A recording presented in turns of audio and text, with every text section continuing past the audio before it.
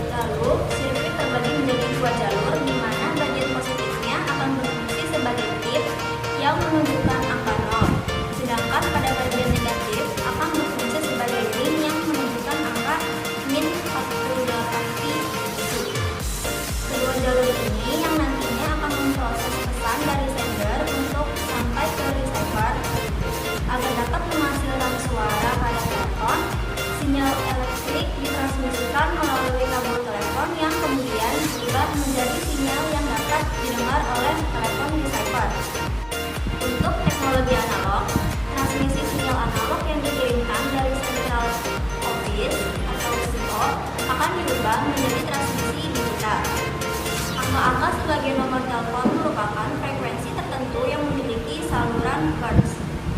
Hubungan utama yang ada dalam sirkuit akan menjadi on-off ketika dibuka, lalu akan muncul getaran.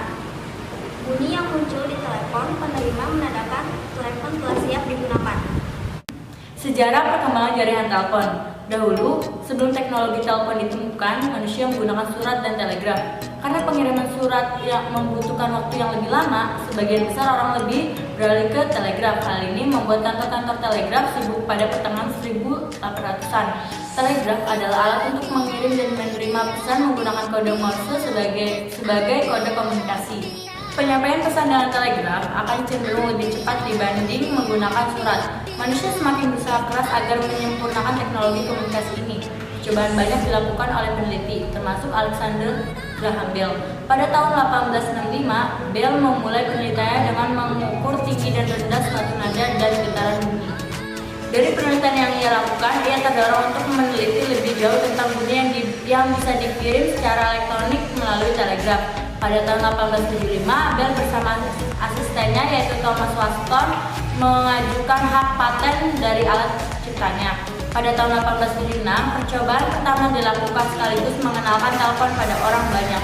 Uji telepon pertama kali mampu menjangkau jarak 8 mil. Percobaan terus dilakukan untuk menyempurnakan teknologi tersebut hingga pada tahun 1915, pertama kalinya Bell menggunakan telepon lintas benua dari New York ke San Francisco. Sejak saat itu hingga sekarang, proses komunikasi pada jaringan telepon semakin canggih dan dapat dinikmati oleh semua orang, baik lintas samudera dan juga benua. Telepon mobile awalnya digunakan sebagai alat bantu perang untuk meningkatkan kualitas radar dan melakukan bidikan tembakan. Setelah perang selesai, barulah dipasang ratusan telepon pada tahun 1940. Pesawat telepon memiliki bagian-bagian sebagai berikut. Ada saklar standar atau hawk switch atau cradle switch untuk memutuskan hubungan arus DC. Ada bell pendering untuk mengeluarkan dari bell, ada dialer untuk memasukkan nomor yang dipanggil, ada hybrid untuk memilah arus mikrofon dan speaker, ada mikrofon untuk mengkonversi sinyal akustik atau suara menjadi sinyal elektrik, dan ada speaker untuk mengkonversi sinyal elektrik menjadi sinyal akustik. Selanjutnya kita akan membahas tentang telepon kabel.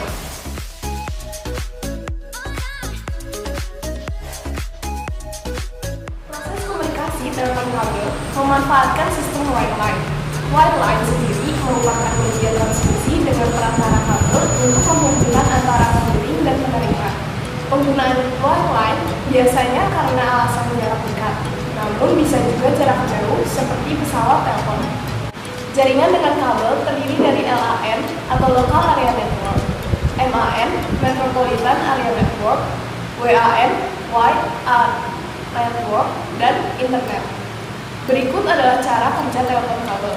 Suatu alat yang disebut mikrofon akan menerima suara dari pengirim. Yang kedua, gelombang suara yang diterima mikrofon diubah menjadi sinyal listrik yang kemudian oleh perangkat telepon disalurkan. Yang ketiga, sinyal disalurkan ke pusat telekomunikasi melalui kabel. Yang keempat, pusat telekomunikasi meneruskan sinyal tersebut kepada penerima. Yang kelima, sinyal yang sampai kepada penerima diubah menjadi gelombang suara oleh speaker. Yang terakhir adalah telepon bekerja dengan cara mengirimkan gelombang suara melalui arus listrik dalam jaringan telepon sehingga kita bisa berkomunikasi dengan pengguna telepon lainnya. Penerima telepon akan menangkap getaran elektrik suara kita sebagaimana suara yang didengarnya. Kelebihan dan kekurangan telepon kabel. Kelebihannya, pertama, suara lebih jelas. Kedua, sinyal lebih terjamin karena menggunakan kabel. Ketiga, bisa membantu device atau PC untuk terkoneksi dengan internet melalui hotspot kabel. Dan kekurangannya, pertama, tidak bisa dibawa kemana-mana. Kedua, mahal.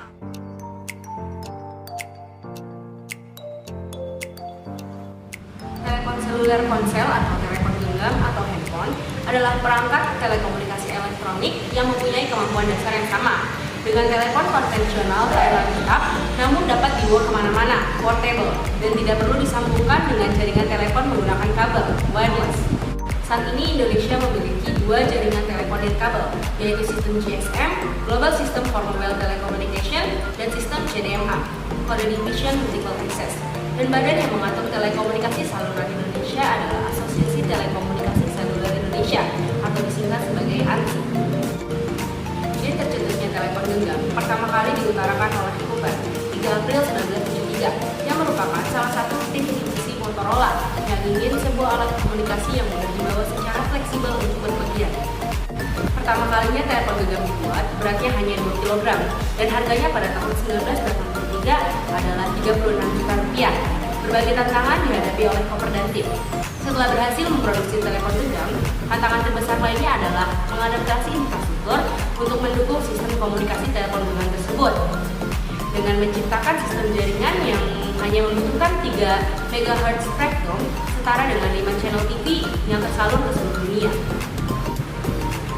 Tokoh lain yang diketahui sangat berjasa dalam dunia komunikasi seluler adalah Amos Jr. yang lahir di Philadelphia 12 Maret 1918. Ia memang diakui dunia sebagai pakar dalam bidang switching. Ia mendapatkan ijazah bachelor 1940 dan master 1942 dalam teknik elektronik dari MIT. Tidak lama setelah studi, ia memulai karirnya selama 43 tahun, dari Juli 1940 sampai Maret 1983. Di Bell Telephone Laboratories, tempat ia menerima lebih dari 70 paten Amerika di bidang telekomunikasi, khususnya di bidang switching. Amos Jr. membuat sistem penyambung atau switching ponsel dari satu wilayah sel ke wilayah sel lain. Switching ini harus bekerja ketika pengguna ponsel bergerak atau berpindah dari satu sel ke sel lain, sehingga pembicaraan tidak terputus. Karena penemuannya, pengguna ponsel menjadi lebih nyaman. Telepon seluler tidak menggunakan sistem wireline, namun menggunakan sistem wireless. Sistem wireless adalah jaringan nirkabel di mana cara kerjanya tanpa menggunakan kabel untuk berkomunikasi dengan pengguna yang lain. Generasi handphone, saat itu handphone pertama di dunia disebut sebagai 1G, yang masih bersifat analog dan dikenal dengan istilah AMPS, menggunakan frekuensi 820 MHz sampai 894 MHz dan dioperasikan pada band 800 MHz. Inilah yang disebut sebagai handphone generasi pertama. Generasi kedua muncul pada sekitar tahun 1990-an. Ada 2G di Amerika dengan menggunakan teknologi CDMA. Sedangkan di Eropa menggunakan GSM, analognya sudah digantikan dengan digital. Untuk generasi ketiga sudah hadir koneksi 3G yang menghadirkan layanan internet, di mana pada generasi ini kecepatan data sudah lebih meningkat dan dapat digunakan untuk panggilan video atau video call. Untuk tipe inilah yang saat ini paling banyak beredar di pasaran dengan berbagai macam sistem operasi seperti Android, Mac atau Apple, Windows Phone, BlackBerry, dan lain-lain. Kemudian lahir generasi keempat yang menggunakan koneksi 4G. Koneksi 4G ini memberikan kecepatan tinggi, kualitas baik, jangkauan global, dan fleksibel untuk menjelajahi berbagai teknologi berbeda. Ini dapat Anda lihat bagaimana perkembangan handphone dari masa ke masa yang selalu menghadirkan sentuhan teknologi yang canggih. Antara pengirim dan penerima harus tercakup dalam Distribution Station atau BTS yang memfasilitasi antara pengguna telepon seluler secara wireless. Di dalam telepon seluler terdapat sebuah pengeras suara, mikrofon, papan ketik, tampilan layar, dan powerful circuit board dengan mikroprosesor yang membuat setiap telepon seperti komputer mini. Ketika berhubungan dengan jaringan wireless, sekumpulan teknologi tersebut memungkinkan penggunanya untuk melakukan panggilan atau bertukar data dengan telepon lain atau dengan komputer. Jaringan wireless beroperasi dengan sebuah jaringan yang membagi kota atau wilayah ke dalam sel-sel yang lebih kecil. Satu sel mencakup beberapa blok kota atau sampai 250 mil persegi. Setiap sel menggunakan sekumpulan frekuensi radio atau saluran-saluran untuk memberikan layanan di area spesifik. Kekuatan radio ini harus dikontrol untuk membatasi jangkauan sinyal geografis. Oleh karena itu, frekuensi yang sama dapat digunakan kembali di sel terdekat. Maka banyak orang dapat melakukan percakapan secara stimulan dalam sel yang berbeda di seluruh kota atau wilayah meskipun mereka berada dalam satu saluran. Dalam setiap sel terdapat stasiun dasar yang berisi antena wireless dan perlengkapan radio lain. Antena wireless dalam setiap sel akan menghubungkan penelepon ke jaringan telepon lokal, internet, ataupun jaringan wireless lainnya. Antena wireless mentransmisikan sinyal. Ketika telepon seluler dinyalakan, telepon akan mencari sinyal untuk mengkonfirmasi bahwa layanan telah tersedia. Kemudian, telepon akan mentransmisikan nomor identifikasi tertentu, sehingga jaringan dapat melakukan verifikasi informasi konsumen seperti penyedia layanan wireless dan nomor telepon. Untuk panggilan dari telepon seluler ke telepon rumah, ketika melakukan panggilan dari telepon seluler ke telepon rumah biasa, panggilan tersebut akan berjalan melalui antena wireless terdekat dan akan diubah oleh penghantar wireless ke sistem telepon atau landline tradisional. Panggilan tersebut kemudian akan langsung diarahkan ke jaringan telepon tradisional dan ke orang yang menjadi tujuan panggilan. Panggilan dari telepon seluler ke telepon seluler.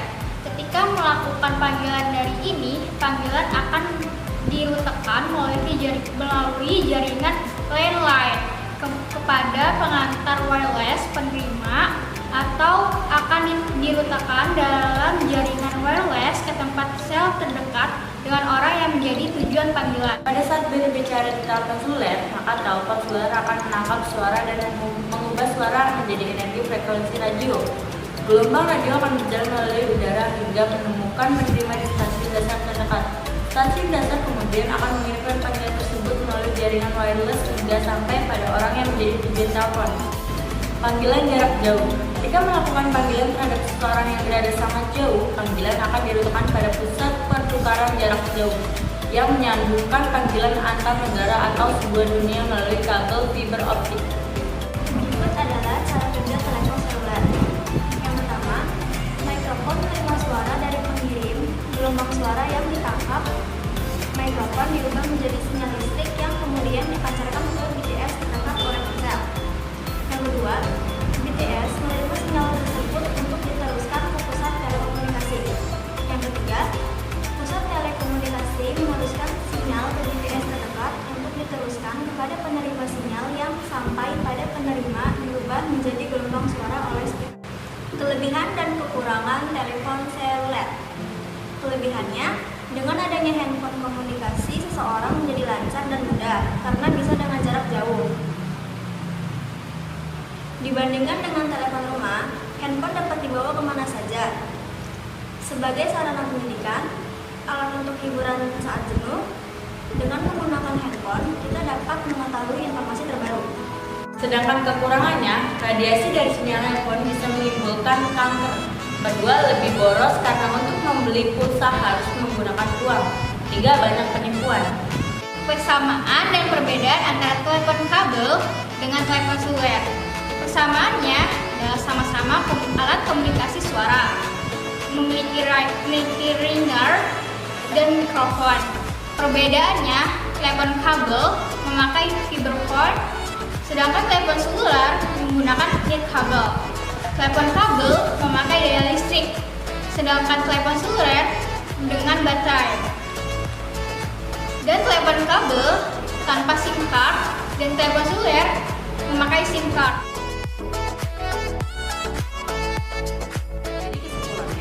Telepon kabel ialah alat komunikasi yang digunakan untuk menyampaikan pesan suara, terutama pesan yang berhubungan dengan percakapan. Kebanyakan telepon beroperasi dengan menggunakan transmisi sinyal listrik dalam jaringan telepon, sehingga memungkinkan pengguna telepon untuk berkomunikasi dengan pengguna lainnya. Sedangkan telepon seluler atau yang kita sebut handphone merupakan perpaduan antara teknologi telepon dan teknologi radio. Sekian pembahasan dari kami tentang transmisi data telepon kabel dan telepon seluler.